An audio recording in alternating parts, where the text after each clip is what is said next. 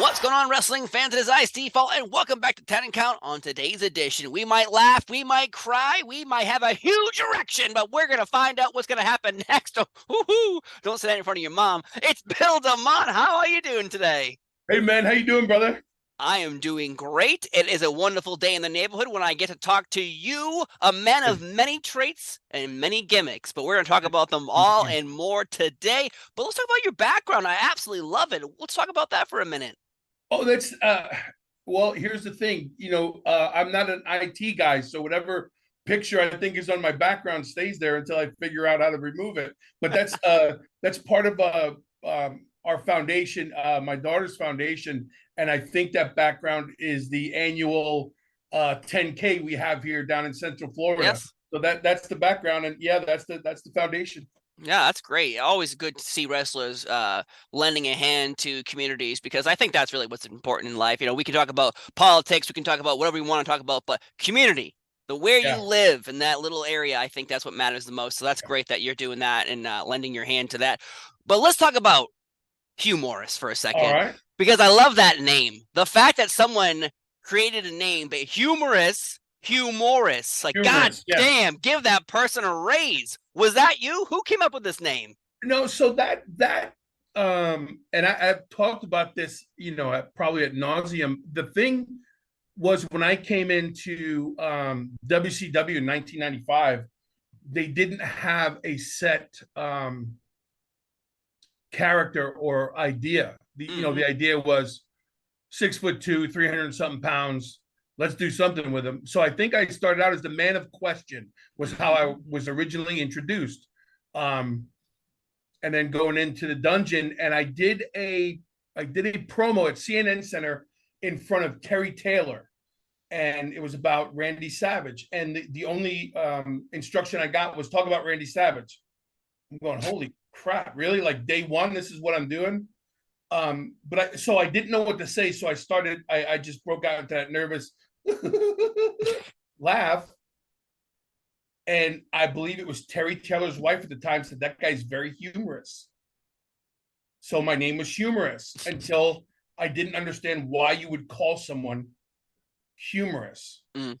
But then I don't know if it was Tony Schiavone or Bobby Heenan at the time. They didn't say humorous, they said Hugh Morris, which then really flipped me out, because I'm like, well, who the hell calls someone Hugh Morris?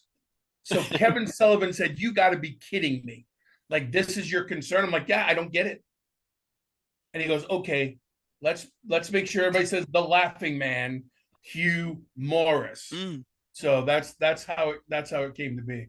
My God, that reminds me of, for years, like, Just Incredible. You hear these names that Kimberly, like, there's names that are connected, but someone's like, I'll just break this up into two pieces and make it a first name and a last name. Yeah. But I absolutely loved it. And the fact that you came in immediately in the Dungeon of Doom trying to take down Hulk Hogan and the Hulkamaniacs, great stuff. Let's play a little game here. Let's rattle off some names from the Dungeon of Doom and just talk about them for a minute. So you had the Master, and you had the Taskmaster, Kevin Sullivan, trying to take down Hulk Hogan. But I love the names, though, because you keep adding more. Kamala, the Yeti, who hugged Hulk Hogan in an unappropriate way on television, which you all saw that. The Shark. Now, to me, this one is very shocking to me, because you have the Shark. I know when he came in, he's Earthquake in the WWF. He comes in as Avalanche. Apparently, that's a little too close to Earthquake, which I think is a little bizarre, don't you think? It'd be bizarre if he was under a hood and he didn't look like the same person. I mean, Big John Tenta is Big John Tenta. There was no, you could call him whatever you want. It's the same as, to me, it was the equivalent of calling One Man Gang Akeem. It's hard to say, well, like, it's a totally different person. I think it would have been great as stayed as Avalanche, but he was the Shark, and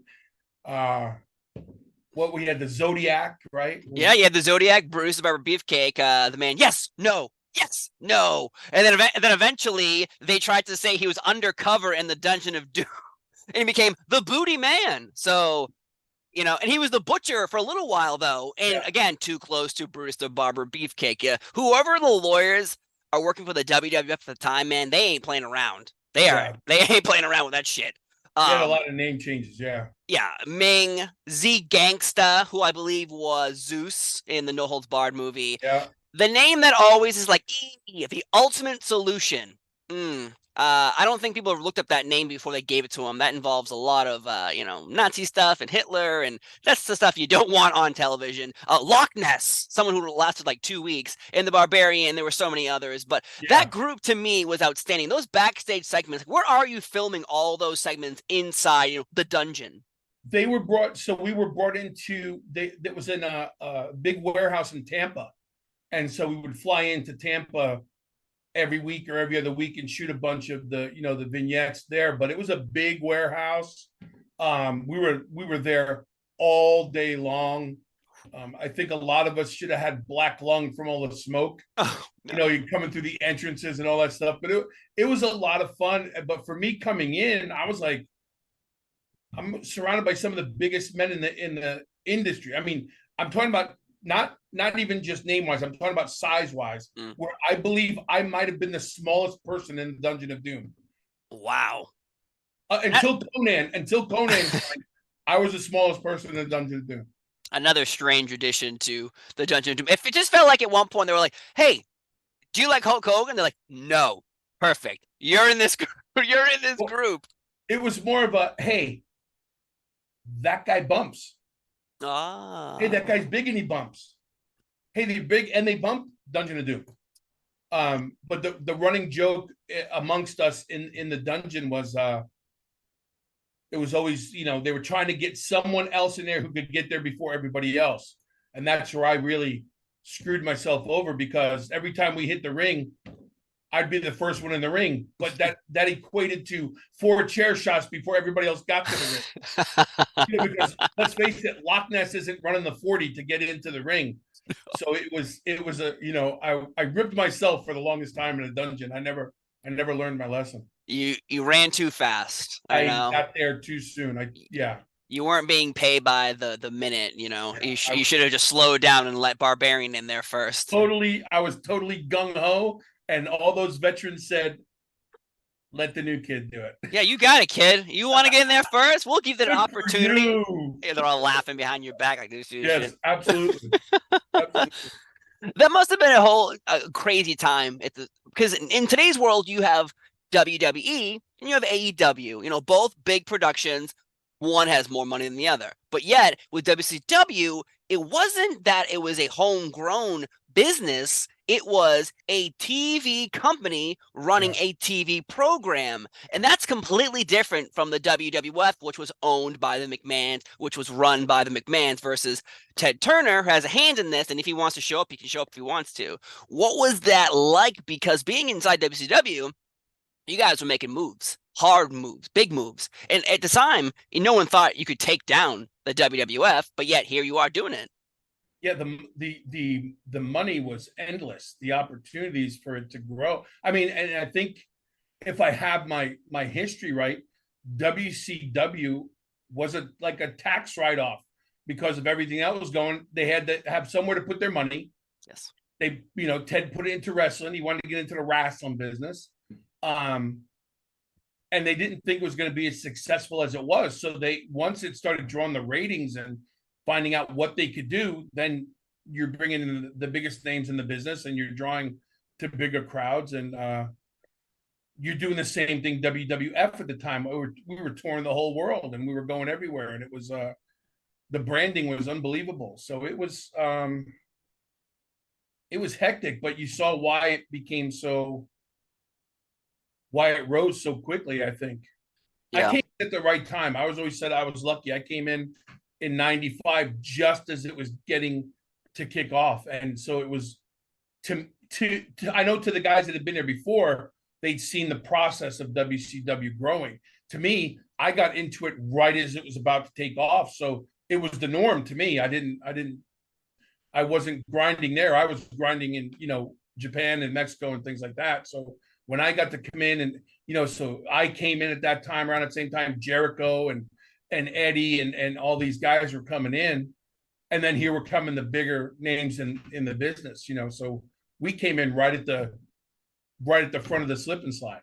It was a perfect time to obviously Yeah, be a young wrestler yeah, showing up because you said like it felt like people always call it Easy E and Eric Bischoff being an ATM, but at the same time that wasn't his money, that was someone else's money. But you are right about there's a book about WCW, the rise and fall of WCW, and in it they describe that when WCW made money, it didn't go back into WCW, it just went back into the companies that owned right, WCW, right, and it ended up being a big issue if years later if you look at the numbers where it's like, wait a minute, we weren't even in the sports category in Turner Network. We were underneath a whole different bracket, so they were putting failed shows money into WCW, saying like, oh, it's WCW's fault that not making money, right. and it looks really bad on paper.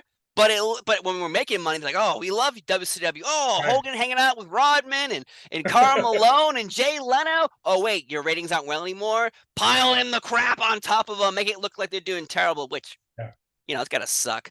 But you are famous for so many things. One of them, I think you've talked about probably forever, and we'll talk about it right now.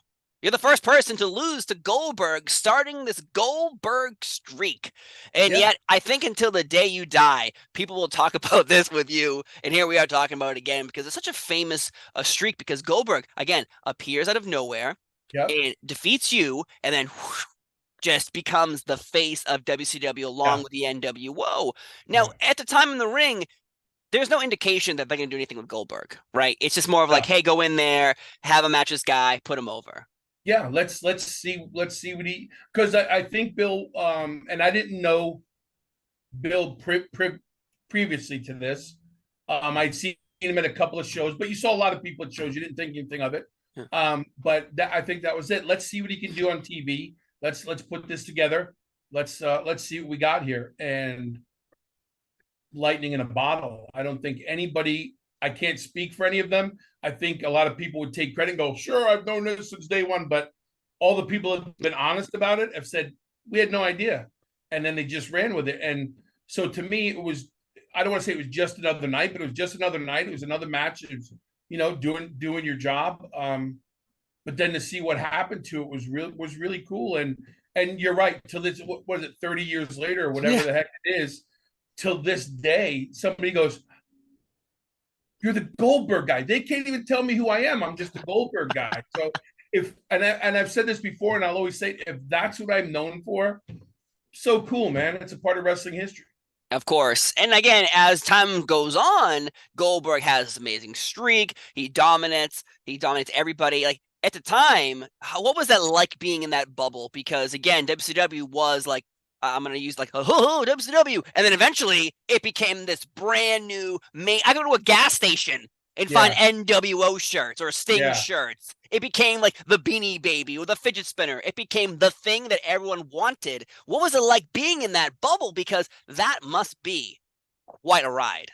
Well, all of a sudden, NASCAR. We were on NASCAR. Kyle Petty was there. The Petty family was there. We were working with the NBA, Kevin Green from the NFL, Mongo McMichael. We were doing pizza commercials on our day off. We had video games now. We had Hot Wheels, all these things that, I mean, we hit every genre of entertainment that could be, from card games to video games to people showing up to hang. I mean, you had Toby Keith just showing up. You had all these people just showing up and like, and excuse me, like, okay, we're the shit. Yeah. And I think that's kind of how everybody treated us. Like, we're like, to the guys that struggled before it really got big, I know it was like freaking right, But like I said, to me and the guys who were coming in, we knew we had an opportunity, and we just, you just ran with it. But it was really like it was. I come from at the time it was a small town in New Jersey, and I never saw these things. Like, I didn't get into it and go, oh, I'm going to be on TV, and all of a sudden you're sitting there. Why the hell am I talking to Muhammad Ali and James Brown, and then watching Kiss perform and doing all these things? And you're wrestling in sold out venues. You're traveling all over the world to sold out things, and people know who you are. But we drew the mainstream, man. We drew everybody wanted to be part of what we're doing, and it's because of the Flairs and the Hogans and the Savages and the Stings. All those people got involved. But it was And then you had Turner behind it. So anything that was TBS, CNN, we were always on the news, and we were always a hot topic. Yeah, you brought up. And we were pissing everybody off in Connecticut. So. Oh boy, yeah, you were. Not a little bit, a lot, a lot of pissing off. Yeah, Yeah. and it's funny because you would see Vince McMahon would write letters to newspapers and magazines trying to get them to side with the WWF. Like, oh, this is a violent program putting on these awful shows, but here we are. We're a family. We're family. We're all about family. It's like, dude, would you be sending these letters to these magazines if you weren't getting your ass handed to you? Yeah, if you weren't losing a lot of money at the time, for sure. Yeah, it's always awkward when I would see that, like, really, Vince? Really?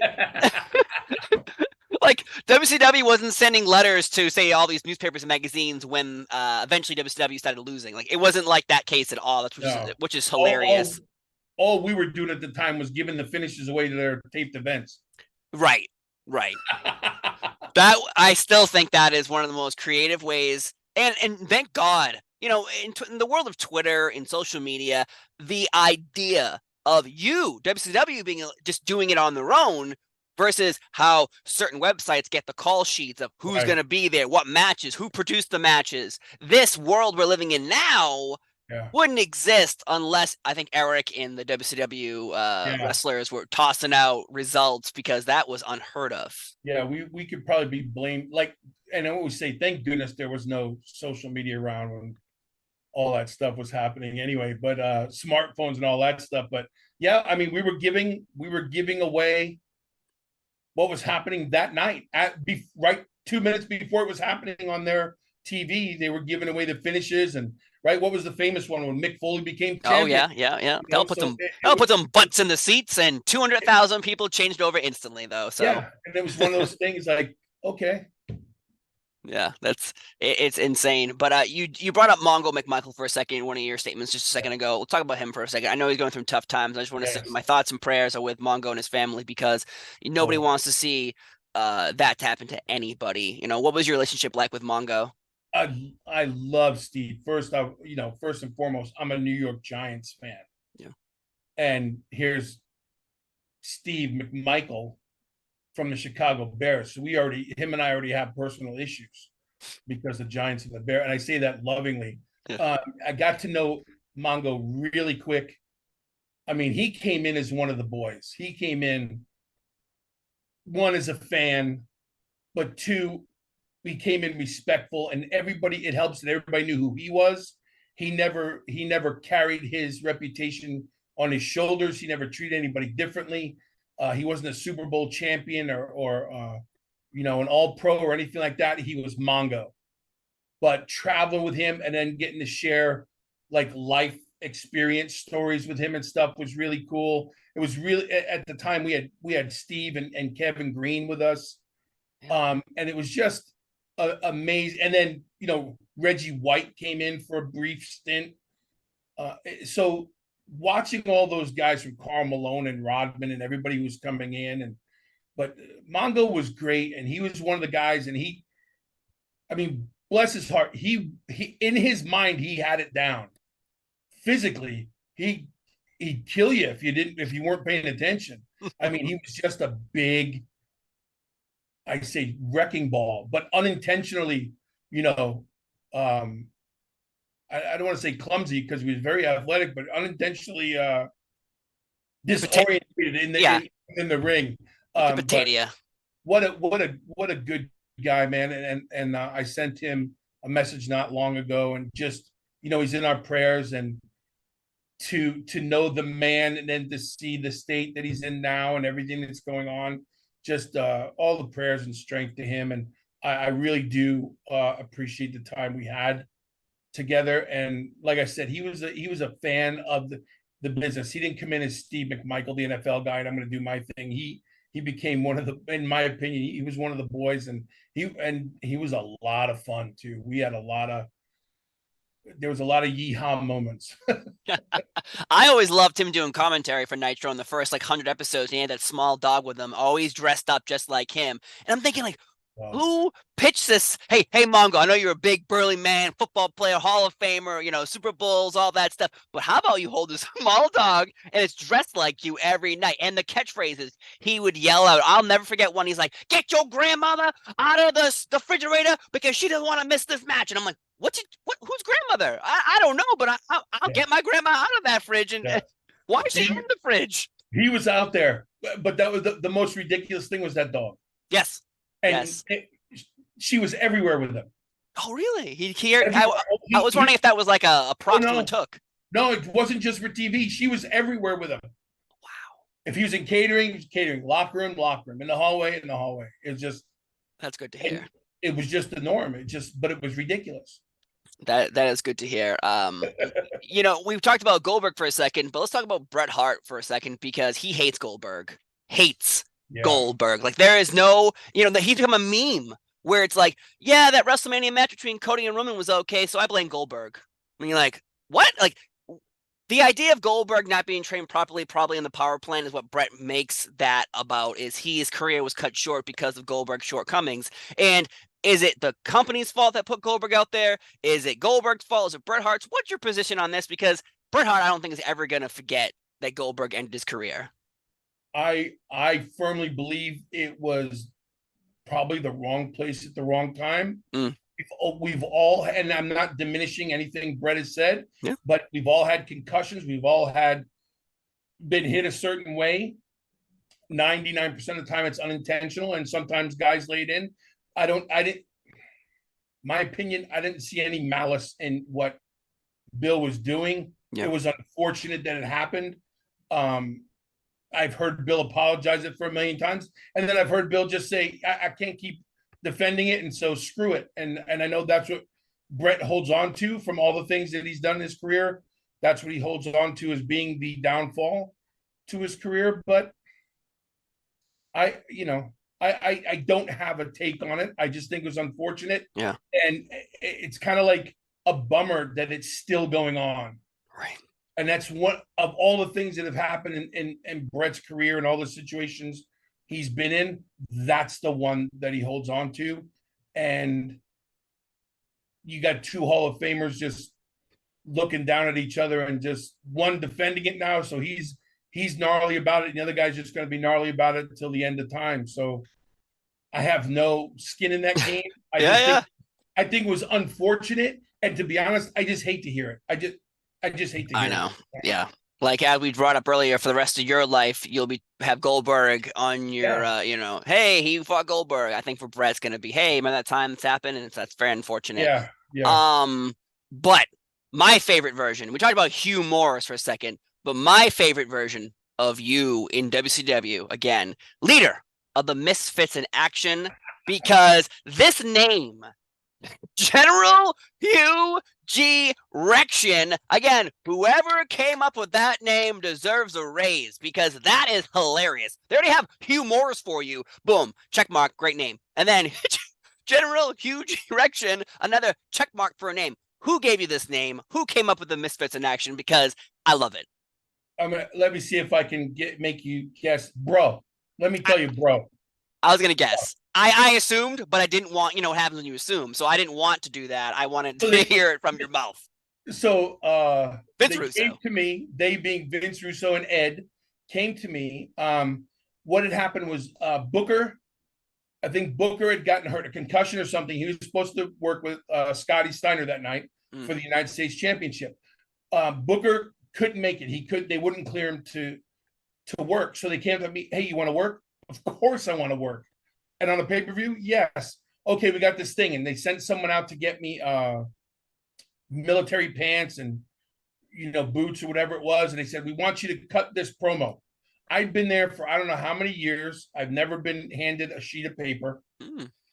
If I had something to say, here's the idea, go run with it, bullet point kind of thing. But I was never handed a piece of paper. I'm reading a piece of paper going, what the hell? And they swore up and down. Ed Ferrara swore to me. By the way, Ed, I love you anyway. Ed Ferrara swore to me. It's one night. This is the only time. You'll never say it again. And so what I do, I come out and say, I'm sick of not being taken seriously. My name's no longer Hugh Morris. I'm going by my real name, Hugh G. Rection. On the bottom of the screen, right? On the whatever they call that tag. Yeah, the Chiron. Yep. Hugh G. Rection. I had to call my mom before I went out, and I said, do not pay attention to tonight. This is a one and out. And she goes, what's going on? I was like, just do me a favor. I'm sorry in advance. So we go do the thing. I felt like it was a really good match. Scott and I had a good time, whatever. The next day coming down on Nitro, I think to face Sean Stasiak or somebody.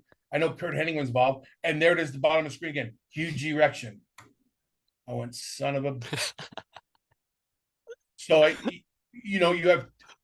That was the most attention I was getting in all the time that we did it. So then the Misfits were formed. And then slowly I got to not even plead my case, but I got to make it my own. And then soon after that, I became Hugh Morris again. And I started using my real name in the mix as well, because we got to be very serious at times when it was about Canada and things like that. Yeah. But that General Rection crushed it, because I had at the time I had they showed me the prototype for my action figure. And then I was told, we cannot put anything on the shelf with Hugh G. Rection. So no 8x10s, no shirts, no action figures, no nothing. Everything that was Hugh Morris remained. And so it was a blessing and a curse, but that was probably the most fun I've ever had. Oh my God. I didn't even think about that, of the fact that you can't put, because like Jeff Jarrett in the WWF had an action figure, and on his guitar, his catchphrase on TV was "Don't piss me off." On the guitar, it says "Don't make me mad." Yeah. Al Snow had a problem too, that people thought it was a severed head. Yeah, people thought it was a severed head. It's actually, if you watch the show, it's a mannequin head he talks to. Yeah. Because the WCW, people always seem to crap over WCW 2000. Like, oh, it was terrible. It was terrible. Blah, blah, blah, blah, blah. But yet, I think you and Lance Storm had the best rivalry of that year. You know, you had so many talented wrestlers on the card, but it felt like WCW's wheels fell off, and they allowed younger talent to suddenly move forward, like the Billy Kidmans of the world, and you and Shane Douglas and Lance Storm. It felt like there was a new generation, but unfortunately, with a merger of companies, sometimes things happen, and obviously WCW closed. But I'll be honest, I think that you and Lance Storm had the best rivalry in 2000. And you're, of course, because you brought it up, USA versus Team Canada was a gigantic. Even Hacksaw Jim Duggan at one point had to join Team Canada. Like that's mind-blowing stuff. And working with Hacksaw, one of the biggest legends of all of wrestling, any wrestling event you still go to, you're up in the escalator going up. Ho! You know where he is, Still yelling it. Still yelling. Even if people don't even know who Hacksaw is, like a little kid, a little 4-year-old kid is maybe not know, but that ho, people know that. I got used to being on the same side of the fence as Hacksaw, because believe it or not, I was on that babyface side of things, especially with Lance. So when they finally convinced Hacksaw, which is a whole different story in itself, to go to Team Canada, I was then on the receiving end of that freaking 2x4 for more times than I appreciated. And he was so mad about doing the Team Canada thing that 2x4 had no wiggle room whatsoever. You were getting shebanged with it. And I was like, damn it, I wish he'd jump back to America, because as a Canadian, he kicked my butt all over the place. So why? Well, obviously he was very upset, but what did he share with you while being so upset? Because he's Mr. USA. You go down in the history of this sport, and one of the most over characters, you just said it, in the elevators, in the thing, you hear it, you got to look, because he's somewhere, someone's seen him. It's the long hair, it's the 2x4, it's the beard, it's the thumbs up, it's the tongue out, it's the whole thing. And then they convinced him, cut your hair, shave your face. This is going to be the biggest run you've ever had. And I don't want to speak for him, but I believe he was hesitant, but he did it because this is going to be the biggest turn in the history of the free world. And I don't remember it lasting that long, because I think, one, he was frustrated and he told him he was getting out of it. But I think the initial shock of him doing it, people grabbed on it, and live event wise, it was it was a big deal, but I know it was a lot. You just took one of the biggest characters in this business and turned him into something. I don't know. Mr. Canada, I guess. But that damn 2x4 was still American wood, and it hurt like hell. I imagine he's like, this sucks. Oh, what are you doing? We're driving together. Yeah. Oh my God. And then eventually WCW is sold, and you have to go into the enemy's locker room you've been competing with for a good, 6-7 years now, and you are in the locker room of people who probably are not very happy to see you, because that means you're here, which means someone they're friends with might not get their TV time anymore. And what is that like? That reminds me of just hanging out with your enemies all day long, trying to say, hey, can we work together? Well, I think for the most part, the initial group that was brought in, we weren't, what's the word? We weren't as big of threats as your Goldbergs and your Jarrett's and all those guys that were on top, because they weren't coming, right? They weren't coming. They had guaranteed money. They didn't care if the company was sold, all those things. But so I don't think we had as much pressure on us. But at the same time, to your point, and I've said it like this, we're coming into a company that already had more than enough talent that wasn't getting that TV time. So now there's more cats in the locker room. Now there's more bodies around. Now there's more opportunities for someone to get looked over. So it was a little tense. But I think it was tense because how people carried themselves and handled it more than the animosity of, oh, who the hell are these guys? Because I think everybody had relationships with each other. We all knew each other from somewhere else we had worked, right. Things like that. So it wasn't necessarily like get in the broom closet, that's where you belong. I think it was just the point of, and I say this all the time, there's a different culture in WWF than there was in WCW. And the guys in WCW weren't hip to that culture. A lot of those guys never had been anywhere else before, were never in any other locker rooms, had never done independence, had never toured the country, never worked territories. So all they knew was WCW and how WCW was run. There was no greetings and, interactions like that. I mean, there were little groups of it, but there was no politically correct way of doing things in WCW. So you come into WWF and it's very, not regimented in an army way, but hey, here's how things are done. Greet everybody, see what you're doing. Don't just put your bag in the middle of the floor, go to catering for 5 hours and don't introduce yourself and leave early and all these things. Like, we, as a group, we were doomed at the jump. Right. I think coming in as a giant group is one thing versus coming in if you came in individually, because WCW gets purchased, showcased, WrestleMania 17, you're in the audience, and then it felt like it took like 3 months for WCW to even be showcased on TV, the Invasion storyline, which people still talk about as being like, how could you screw this up? But at the same time, you brought it up.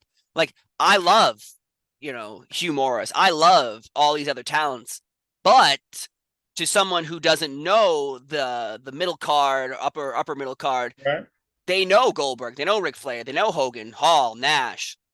Without them being there, obviously it's a detriment to a storyline because you're trying to make sure that these people who are coming in are the threat. But if your threat is the United States champions and the TV champions, which, again, no disparaging words, they're going to compete against Steve Austin and The Rock and Undertaker and Kane and Triple H. It's kind of hard to sell. And I don't think people look at that part. They always are like, oh, it's a terrible storyline. Man, like they don't actually look at why it didn't work out. But and I think it was a lot of panic, right? Because you still had before you had the ECW guys that were there. Now you got WCW guys that were there.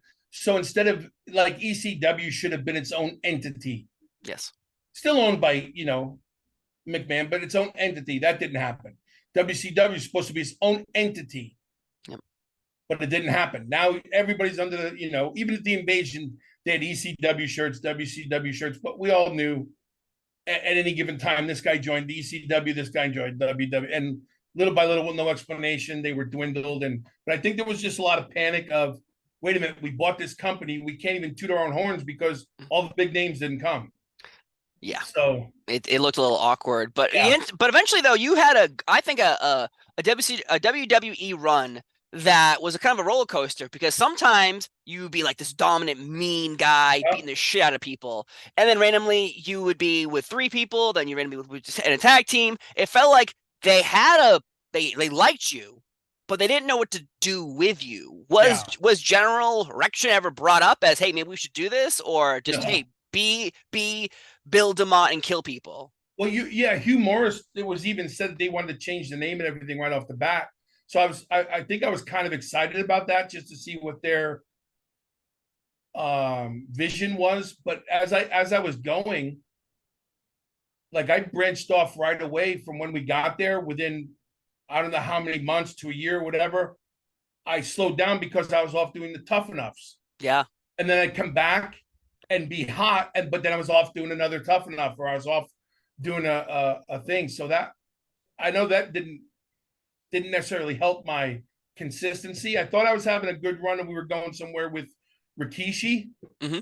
Rikishi and I had a good thing that was going. And then when he was done with the company, as you know, storylines go different, but then I was off, doing stuff else. So yeah. With Tough Enough though, how did that come into your lap? Because maybe people don't know, but like your history, so suddenly they're like, oh, we want you because you're such a badass, a tough guy, to be a coach and be kind of the face of Tough Enough. What was that like? Because that must be a whole different demeanor versus, hey, because like I imagine someone saying to you like, hey, we want you to be a hard ass, like we need you to be a hard ass, that's your role here. Is that what you're being told?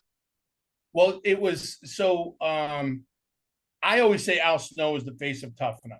He was always the main cog until Steve got the role in our later season. Yes. So when Al approached me about it, and I always go, and I've said this, that I was always out at the ring. I mean, you're always out at the ring training before events and TVs and stuff, always rolling around trying to get with someone or work with younger guys or learn something else. And so that was always my thing. And so they approached me and said, what do you think about Tough Enough? And I'm like, oh, it's a good show. Well, what do you think about being on it? I'm like, oh, I don't know. What do you want me to do? And like, so Taz was season 1, and then Bob Holly was season 2. And they said, we want to bring you in that role as the straightforward, no nonsense. Like, oh, okay, cool. I didn't think anything of it. I thought it was a cool opportunity. Then I realized I'm there for 4 months and off the road and not on, TV. But to me, I was doing my job, right? I was getting paid to wrestle. Right. But it was funny because, and I tell this on my podcast all the time, like I got fired. I got called into a room in the back of this warehouse with John Gaborik, and on the other line was Kevin Dunn and I think Vince, and they're like, we're just not feeling the Hugh Morris thing, and we're gonna have to let Hugh Morris go. Now I'm in California. I'm 2 weeks into this 4-month process, and they're telling me I'm done. So it was silence, and Big's in the room, and I'm looking at him, and he's got like his blank look on his face, like, what? And I'm like, yeah, we want to bring in that Bill DeMott guy. Do you think we can do that? And I'm like, well, I didn't get the rib. I'm like, what are we doing right now? I'm like, I don't even understand. Like, because they watched what I was doing for 2 weeks. And like, we want that guy. You have to be that guy. And, lack of specific words, like, there's the money and that's what we want. I'm like, so you want me to be me? And when the red light's on, you want me to be me times 10, right? That's always the rule. So that's it. That was the beginning of me becoming like Bill DeMott, that guy. Wow. And so that was harder work than just wrestling, because you have to be on that cliff every day. You have to be that intense and that like that. And that's, to me, that's harder for people who know me. I'm so not that guy. I'm like back. I'm like a big pudgy happy guy. And then, but to be that thing, but that to me that became the norm. Like I fell in love with the fact that when that red light was on, I instantaneously became that guy. driving to work or in the gym, but I knew when the time was there and there's the cameras, put your mic back on, boom. So I knew when you came to work, boom. And that's what everybody got for the next whatever 10 something years or whatever. Wow. Because eventually, even after Tough Enough, you become a trainer. Like you're training the wrestlers to become the superstars of today.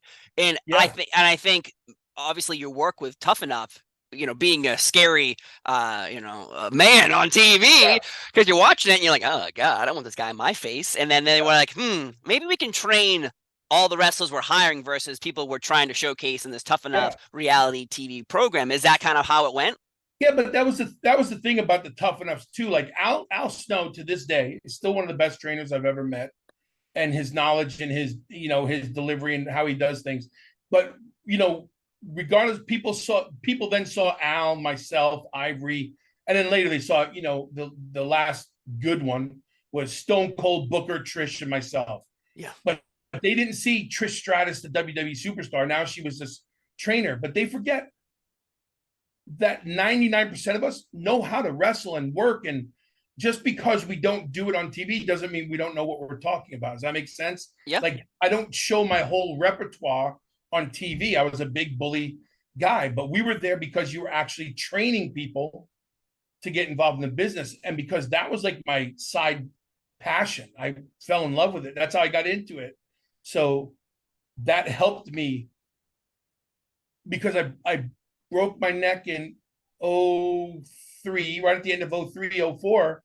And it could have the company could have very easily said, man, sucks. Thank you for your time and all these years.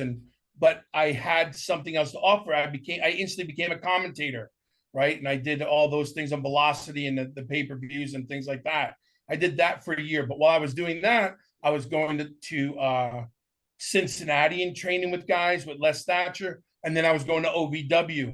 So, and then doing another Tough Enough. So my schedule got really busy bouncing back and forth. But Tough Enough opened the door for people of importance to see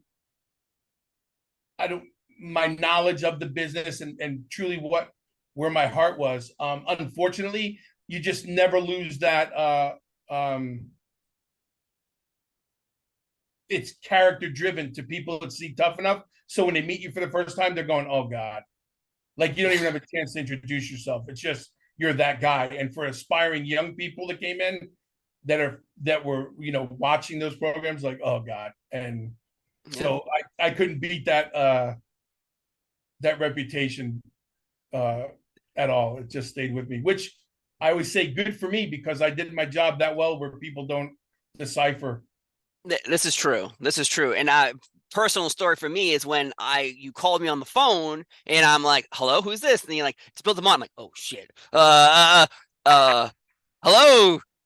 sir, Mr. President. Hello, sir. You're like, I don't know how to react. And yet here we are chit-chatting away. And as a trainer though, there were these weird allegations against you. No wrongdoings were ever found either. And that's why. And I think the problem, though, is you brought it up. Your character on TV on Tough Enough was so real, was so intense that no matter what came out of these allegations, people didn't look at Bill DeMott, the person. They looked at Bill DeMott, the character they saw on Tough Enough. And how was dealing with that? Because, again, you just said you did your job so well that people couldn't see past that character. Well, I think it's easy too for people to point, like people to say, well, he's done this and he's done that, and then their backup is you've seen him on TV, but you're talking to people that hired me back because of what I did. But you already, when you walk in the door, you already have a target on your back. No matter who it is, when you're replacing someone or doing something, right? Especially in the wrestling business where everybody's already walking on eggshells and everybody is already trying to think of what they're doing wrong instead of just doing their job, in my opinion. But I had that bullseye on my back. And I learned that years ago from J.J. Dillon in WCW. He said, when you're in a position of having to make decisions and tell other people what to do, they automatically think you're the one doing it to them. So you're the head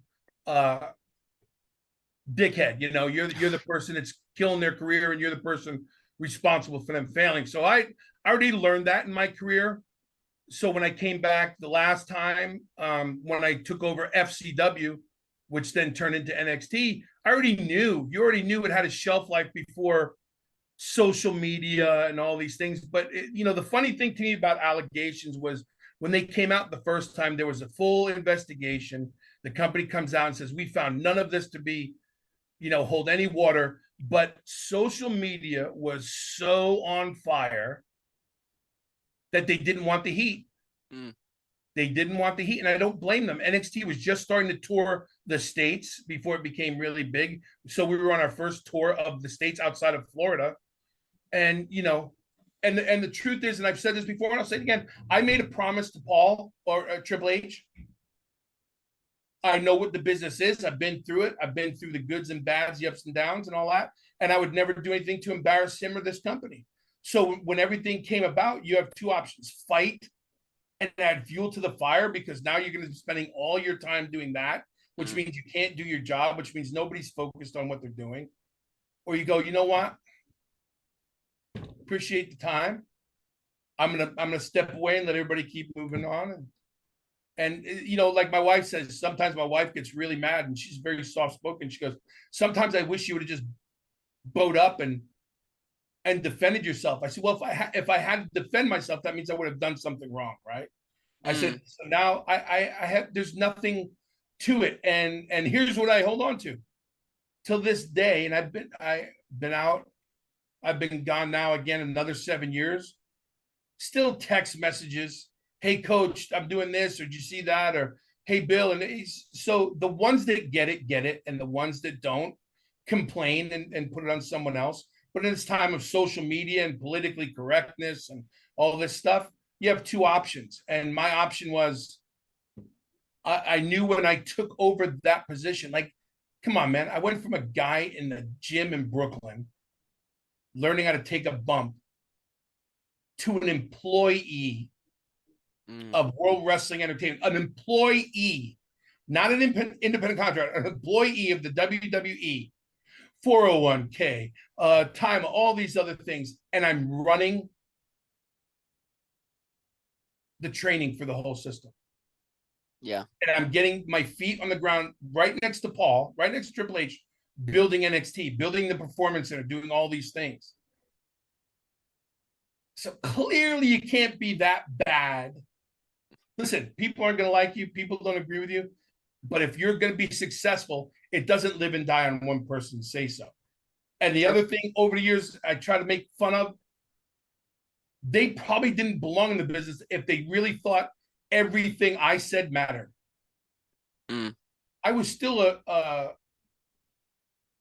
wheel, a cog in the wheel. I wasn't the end all do all. I answered to the man. Right.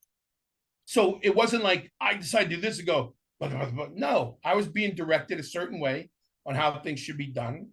That's the way I approached it. And when push comes to shove, you like Dusty says, fish or cut bait. And I decided to cut bait. Well, thank you for sharing with that, because I remember that the social media thing was such a crazy time. It was nuts. I just remember being like, well, no one really has facts on this situation. So allegations and the company coming out and saying there's no wrongdoings is pretty much hey, this is what's going on, and they told you what's going on, but yet you're not going to believe it. You're going to write your articles, you're going to make your shows, you're going to do whatever you want to do to disparage. But again, like I said, the character you created, people probably couldn't understand. The association is a character. That's a character. They asked you to ramp up your attitude, ramp up your we'll call it assholiness on TV. And then when something like this comes out, they're like, well, on TV he was like that, so he's obviously like this in real life. Like, right. You think Undertaker is a zombie in real life? No, calm down, people. Well, the funny part is, and you listen to it now, and I know you got your finger on the pulse of this business, and so you hear a lot of the superstars, no matter what company they're in. Well, they're so offended now that people talk bad about them on social media. People put these labels, and part of me goes, weren't you one of the people? I'll leave it alone. Right? Yes. It's different when it's on them and it's causing them, and not to make light of it, but they're getting mentally stressed out and it's affecting their livelihood and their boyfriend or girlfriend's affected. People don't realize how it affected my family, how it affected my wife, my kids, and everything like that, and my reputation in the community. Mm-hmm. You know, people don't know that, oh, he's a Christian, he serves a church, he does it. No, they don't realize. But it's so, to me, it's a little bit, here's the pun, a little bit humorous to see how they're all offended now that social media is not their friend. Yeah. And how dare these people say those things? Well, it's a double-edged sword, and sometimes we reap what we sow. But as far as for me, I had a decision making. It was very easy. I helped make something successful. Why would I want to tear it down? Why would I want to drag it through the mud? Agreed. Two more questions though for you, kind of current topics. The WWE sold to Endeavor, and this was mind-boggling because I was at the press conference for WrestleMania night 1 and night 2, and someone, Nick Hausman, asked a question to Triple H and Roman Reigns and Paul Heyman about this, and they were like, kind of like a no comment type of deal. The next morning, it was like 6 a.m. Oh, we're sold. So they're sold. And that makes me afraid for the employees of the company because when mergers happen, people get laid off. But yet for you, did you ever think that Vince McMahon would sell his company? Because the way he got his company back is a little, we won't talk about how the guy behind the curtain type of deal, but this is crazy that they sold. I thought when the initial stuff with Vince had happened and Vince had stepped away, that's when the first time I honestly thought, I'm like, well, this could become a thing. This could be a selling point. And then when Vince came back and got control, then you knew it was going to happen. You just didn't know when. The thing that really struck me was I thought it was a good year of WrestleMania, but it's like night 2 never happened because the first thing that came out after night 1 was the company was sold. So that was the talk of, and that's still the talk of everything. So people are still trashing the product and, oh, this is going to happen and all that. And there's a lot of people's livelihoods on the line with this thing, but you can't argue with borrowing and buying it for $1 million and selling it for 9.1 billion.